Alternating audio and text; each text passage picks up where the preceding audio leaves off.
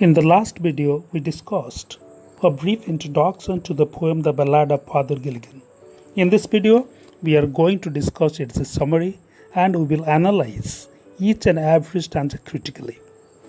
The title of this poem suggests it is a ballad. It tells a simple story that could have had its origin in folk tales and legends. The Ballad of Father Gilligan is a simple story of faith, of believing that God has mercy in his heart for everyone.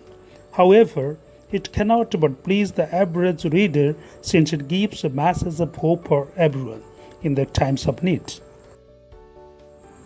This poem was written by W.B. Yeats, who was born in Dublin of Ireland on 13 June 1865.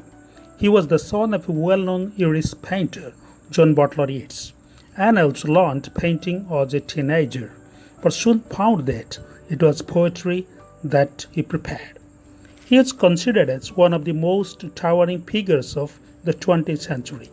He is responsible for the revival of Irish literature alongside many others. His works include The Shore of Love, The Magi, The Young Man's Song, The Fisherman, The Second Coming.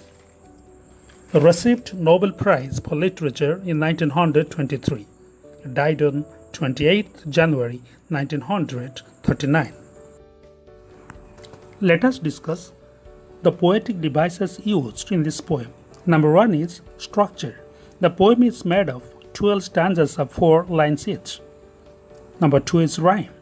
There is a regular rhyme throughout the poem. Each stanza has a rhyme scheme of A, B, C, B. Next one is imagery. A prime example is the 5th stanza. The whole stanza contains vivid imagery. We see the night sky twinkling with millions of stars. We watch as the world gets covered in darkness. The whole poem is a bundle of imagery. Next one is allegory. The poem has a moral lesson too, thus it becomes an allegory. Now I would like to talk to you about repetition. Die and die in the 3rd stanza emphasizes the grief of the priest, and Mabron in the 7th stanza shows the priest's concern and sincerity towards the man and his duty. Let me talk about the figure of speech used in this poem. The poet uses metaphor in the 3rd and 4th lines of the 1st stanza. He compares being sick to lying in bed and being dead to lying on the ground. Next one is simile. Simile is used in the 2nd line of the 10th stanza. The dead man is compared with a bird. Let me talk about the tone. The tone of this poem is mainly sympathetic. Let us discuss its setting. The poem is largely set within Paris on the British countryside. Let us analyze stanza 1. The old priest Peter Gilligan was worried night and day. Perhaps his flock were in their beds or under green sorsley. This stanza says, Peter Gilligan, the priest, was old and got tired every day. A lot of people in his locality were getting sick or were dying. So he was tired, carrying out his priestly obligation by giving last communion to the people who were dying. And he was also supposed to conduct funeral services for them. Let us discuss stanza 2. Once while he nodded on a chair at the moth hour of eve, another poor man sent for him and he began to grieve. This stanza says, one evening while he was nodding on a chair, a poor man called for him on his deathbed. The priest began to grieve as he was too tired to move. Stanza 3. I have no rest, no joy, nor peace, for people die and die. And after cried he, God, forgive, my body's ache, not I. Here Father Gilligan complained that his life was without rest, joyless, and always troubled. For a religious priest like him, uttering such words was no less than a sin. On a questioning of God, realizing his mistake, Father Gilligan sought God's forgiveness. He tried to justify his words by saying that it was his exhausted body, not his spirit, that complained of the state of life. Let us discuss stanza number 4. He knelt and leaning on the chair, he He prayed and fell asleep. And the moth hour went from the fields, and stars began to peep. This stanza says, the priest knelt down to repent and pray. He thought himself he had committed a big mistake. He fell asleep in prayer. The evening passed into night, and the night then shined with stars. Let me analyze stanza 5.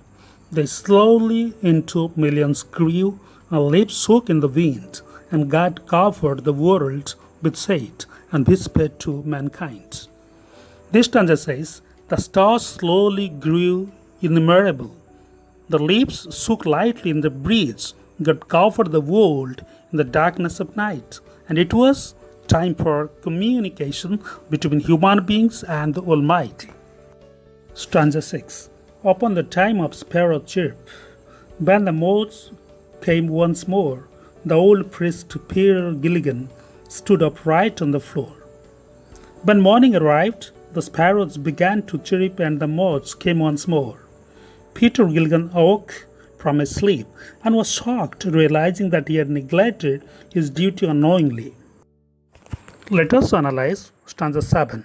Mabron, Mabron, the man has died, while I slept on the chair. He roused his horse out of its sleep and rode with little care. What is the meaning of Mabron? Mabron is not an English word. This one is an Irish word. Its meaning is a cry of grief, my sorrow, or alas. Here the priest groaned not for fulfilling his duties to the dying man. He expressed his sorrow and said that the man would have died while he fell asleep on his chair. Hawked his horse out of sleep and rode as fast as he could to the sick man's house. Stanza number 8. He rode now as he never rode, by rocky lane and fen. The sick man's wife opened the door. Father, you come again. The priest rode as he never did. He swiftly moved across rocky lanes and marshy lands and reached the sick man's house. The sick man's wife opened the door and was surprised to see him come again.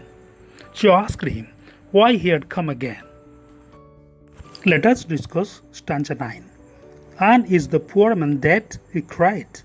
Died an hour ago. The old priest Peter Gilligan in grief swayed to and fro. Father Gilligan asked the man's wife if he was dead. The wife replied that he had died only an hour ago.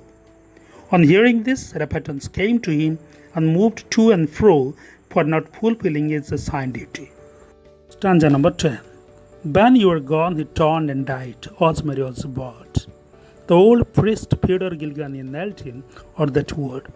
The man's wife father told him that when he performed the last rites and went away, the man died happily as a bird.